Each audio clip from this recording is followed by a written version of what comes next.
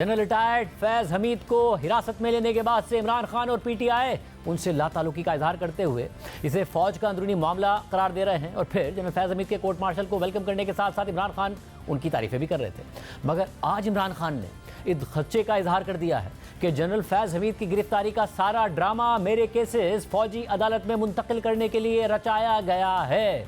General Faiz Hamid को वादा माफ गवाह बनाया जा रहा है और उनसे कोई ना कोई बयान दिलवाया जाएगा कि 9 मई साजिश थी। आज अडियाला जेल में इमरान खान और बुशरा बीबी के खिलाफ तोशाखाना के नए केस की समाअत हुई, जहां एहतसाब अदालत के जज ने दोनों मुल्जिमान को 14 रोजा जुडिशल रिमांड पर जेल भेजने का हुक्म दे दिया। जिसके बाद अडियाला जेल में ही मीडिया से गैर रस्मी गुफ्तगू करते हुए इमरान खान ने कहा कि lieutenant general retired Faiz Hamid की गिरफ्तारी का सारा ड्रामा मुझे मिलिट्री कोर्ट में मुंतकिल करने के लिए किया गया है। उन्होंने मजीद कहा कि इन सबको मालूम है कि मेरे खिलाफ बाकी सारे केसेस फारिग हो चुके हैं, ये इसलिए मुझे अब मिलिट्री कोर्ट्स की तरफ ले जाना चाहते हैं। इमरान खान के मुताबिक जनरल फैज हमीद को वादा माफ गवाह बनाया जा रहा है। ये जनरल फैज हमीद से कुछ ना कुछ उगलवाना चाहते हैं। ये जनरल फैज हमीद से कोई ना कोई बयान दिलवाएंगे कि 9 मई साजिश थी, रजीम चेंज हमारे खिलाफ हुआ और मुझे ही जेल में डाल दिया। ये कह रहे हैं कि जनरल फैज हमीद 9 मई का मास्टरमाइंड है। अगर जनरल फैज हमीद ने 9 मई की साजिश की थी और उसने ही मुझे गिरफ्तार कराया था तो फिर उसके खिलाफ कार्रवाई करें। इमरान खान ने मजीद कहा कि इनको शर्म नहीं आती जो ये कह रहे हैं कि जनरल फैज हमीद बुशरा बीबी को हिदायत देता था। इस मौके पर सहाफ़ी ने सवाल किया कि आप तो जनरल फैज हमीद के बड़े हिमायती थे और अब जब वो गिरफ्तार हो गए तो आप क्यों खदशा क्यों है कि वो वादा माफ गवाह बन जाएंगे। तो इमरान खान ने जवाब दिया कि अगर वो मेरे खिलाफ कोई गवाही देता है तो मुझे कोई फिक्र नहीं है। सहाफ़ी ने इमरान खान से सवाल किया कि आपके मिलिट्री कोर्ट में मुंतकली से राब्ते ख़त्म हो जाएंगे और आपकी पार्टी पहले ही टूट फूट का शिकार है, तो इसके बाद पार्टी का क्या बनेगा। तो इमरान खान ने जवाब दिया कि आवाम ने 8 फरवरी को अपना फैसला दे दिया है, वो अपने फैसले के साथ खड़ी है, पार्टी दिन ब दिन मजबूत से मजबूत होती जा रही है।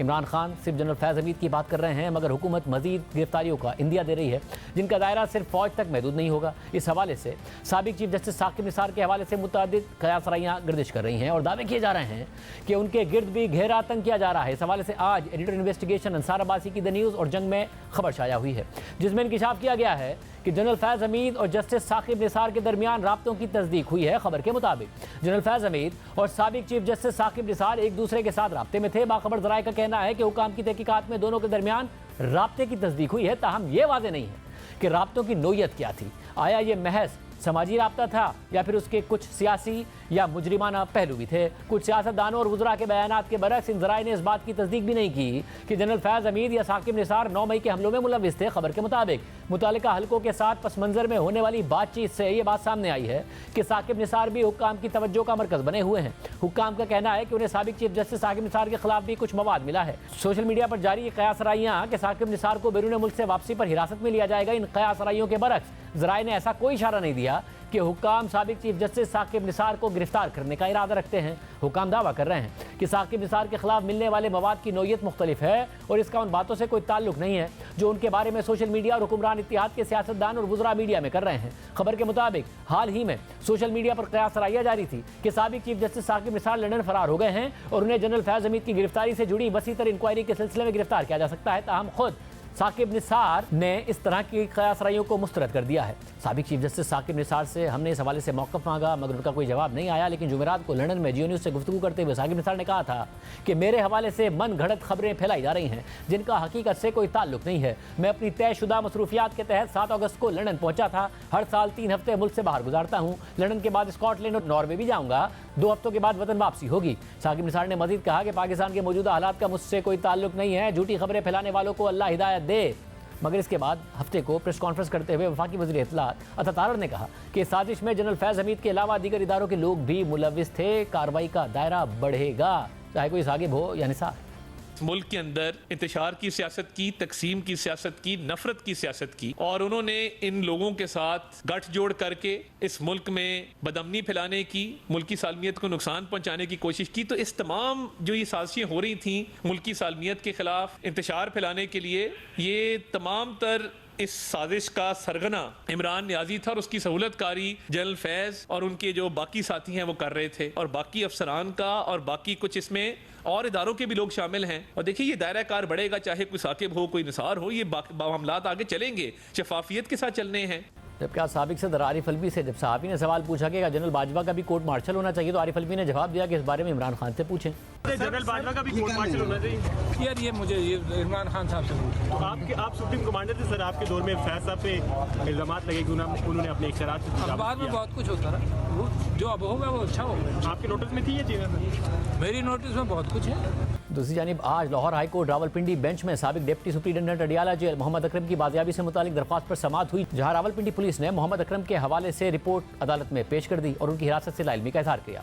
तो इस पर अदालत ने बरहमी का इजहार करते हुए आइंदा समाअत पर इंटेलिजेंस ब्यूरो और CPO से बयान हल्फी तलब कर लिया। मोहम्मद अकरम के वकील ने कहा कि 14 अगस्त से मोहम्मद अकरम का कुछ पता नहीं है, पुलिस ने मुकदमा भी दर्ज नहीं किया। तो इस पर अदालत ने दरख्वास्त गुजार को थाना सदर बैरूनी में दराज मुकदमा की दरख्वास्त जमा कराने का हुक्म दे दिया और फिर समाअत 21 अगस्त तक मुलतवी कर दी। आज अडियाला जेल में इमरान खान की गुफ्तगू से मुतालिक मजीद बात करेंगे। हमारे साथ जियो न्यूज़ के नुमाइंदे शबीडार बहुत शुक्रिया मुझे ज्वाइन करने के लिए। इमरान खान ज़ाहिर है खदशे का तो इजहार कर रहे हैं कि उनको भी मिलिट्री कोर्ट में मूव कर दिया जाए, ये जनरल फैज़ का ड्रामा इसलिए है, मगर साथ ही पूरे एतमाद भी नजर आ रहे हैं कि पार्टी को कुछ नहीं होगा, पार्टी मजबूत से मजबूत होती चली जाएगी। आपने क्या ऑब्जर्व किया? शाजिर, इमरान खान जनरल फैज़ की गिरफ्तारी को लेकर फ़िक्रमंद तो हैं। वो ये ज़रूर कहते हैं कि मैं खौफज़दा नहीं हूँ, मैं डरा हुआ नहीं हूँ, लेकिन असल में वो खौफज़दा भी हैं और उनको फ़िक्र भी है। इसकी वजह यह है कि उनको ये समझ आ गई है कि जनरल फैज़ की किसी भी कन्फेशनल स्टेटमेंट से वो मसाइल का शिकार हो सकते हैं। अच्छा, इसकी दूसरी वजह यह है कि जब जनरल फैज़ को गिरफ़्तार किया गया उसके बाद उन्होंने उनकी जो पहली स्टेटमेंट है, उन्होंने कहा कि मेरा जनरल फैज़ की गिरफ़्तारी से कोई लेना देना नहीं है, कोई ताल्लुक़ नहीं है, ये फ़ौज का अंदरूनी मामला है और अगर फ़ौज अंदरूनी एहतसाब करना चाहती है तो ये अच्छी बात है। दूसरी समाअत में उन्होंने कहा कि जनरल फैज़ को गिरफ़्तार किया गया है, लोग कह रहे हैं कि मैं खौफज़दा हूँ, मैं डरा हुआ हूँ। ऐसी बात नहीं है, मैं डरा हुआ नहीं हूँ। और साथ उन्होंने उस दिन ये भी कहा कि जनरल फैज़ हमारा असासा थे, इनको ज़ाया कर दिया गया। आज उन्होंने बाकायदा तौर पर यह कहा कि जनरल फैज़ का सारा जो ड्रामा है ये मुझे मिलिट्री कोर्ट्स में ले जाने के लिए किया जा रहा है और जनरल फैज़ को मेरे ख़िलाफ़ वादा माफ़ गवाह बनाने की कोशिश की जा रही है। और उन्होंने कहा कि जो भी मेरे मुतालिक जितने भी केसेस बनाए गए थे उनमें कुछ भी नहीं मिला और अब मुझे 9 मई के केसेस में फंसाने की कोशिश की जा रही है। मैंने उनसे पूछा कि आपने कहा कि जनरल फैज़ हमारा असासा थे, आपने कहा जनरल फैज़ काबिल अफसर थे और आपके काबिल एतमाद थे, अब चूँकि वो गिरफ़्तार हुए हैं तो अब आपको ये ख़दशा क्यों है कि वो आपके ख़िलाफ़ कोई स्टेटमेंट देंगे या आपके ख़िलाफ़ वादा माफ़ गवाह बन जाएंगे? उन्होंने कहा कि मुझे इस बात की फ़िक्र नहीं है, अगर वो मेरे ख़िलाफ़ बयान देते हैं देने दें, लेकिन मैंने फैज़ हमीद की हद तक सिर्फ ये बात की है कि वो जिस वक़्त अपने ओहदे पर थे मैं उनको हटाना नहीं चाहता था। जनरल बाजवा ने नवाज शरीफ और शहबाज शरीफ से डील करके उनको हटाया। अच्छा, दूसरी बात जो ख़बरें चल रही थी कि जो जनरल फैज़ है वो बुशरा बीबी को हिदायत देते थे और बुशरा बीबी वो हिदायत इमरान खान तक पहुंचाते थे, इस पर उन्होंने कहा कि ये बड़ी शर्म की बात है, इनको शर्म नहीं आती है, हमारे माशरे में इस तरह ख़वातीन इस्तेमाल नहीं होती, ये बिल्कुल गलत बात है। किसी भी पॉइंट पर आपको लगा कि इमरान खान को वाकई लग रहा है कि उन्हें मिलिट्री कोर्ट मुंतकिल कर दिया जाएगा या फिर वो महज एक बयानी की हद तक ये बात कर रहे हैं, वो वाकई उन्हें ये महसूस हो रहा है इस वक्त?